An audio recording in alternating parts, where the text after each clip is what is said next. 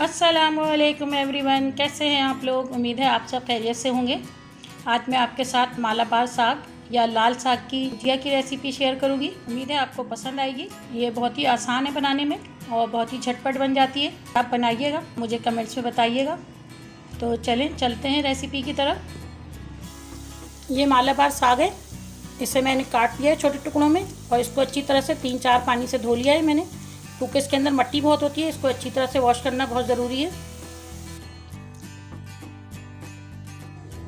3 चम्मच तेल डाला है मैंने। एक मीडियम साइज़ की प्याज है, उसको मैंने स्लाइस कर लिया है। और ये 4 जवे लहसुन के हैं, इसको भी स्लाइस कर लिया है। ये इसमें डाल दूँगी। ये 4 हरी मिर्चें हैं, इसको मैंने काट लिया है बड़े बड़े पीस में, इसको भी डाल दूँगी। इसको मैं गोल्डन ब्राउन होने तक पकाऊंगी। प्याज हमारी ब्राउन हो गई है। अब इसके अंदर ये मालाबार साग है, ये डाल दूंगी मैं। ये हमारा आधा किलो मालाबार साग है। इसको मैंने साफ़ करने के बाद, बनाने के बाद ये थोड़ा कम हो जाता है। आधी चमची कश्मीरी लाल मिर्च पाउडर है, आप अपने टेस्ट के हिसाब से मिर्च डाल लीजिएगा। 1/4 चमची हल्दी पाउडर है। आधी चमची नमक है, नमक भी आप अपने टेस्ट के हिसाब से डालिएगा। इसको अच्छी तरह से मिक्स कर देंगे।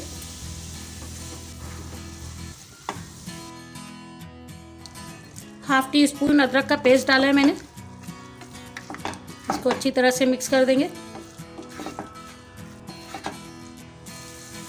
इसे मैं कवर करके साग के नरम होने तक पकाऊंगी।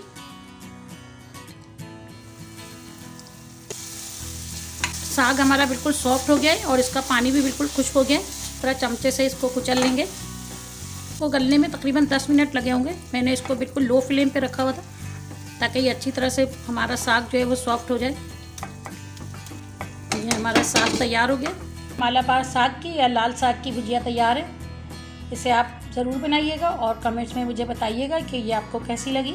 अगर आपको मेरी ये रेसिपी अच्छी लगी हो तो मेरे चैनल को लाइक करें, शेयर करें और सब्सक्राइब करें। Thank you. अल्लाह हाफिज़।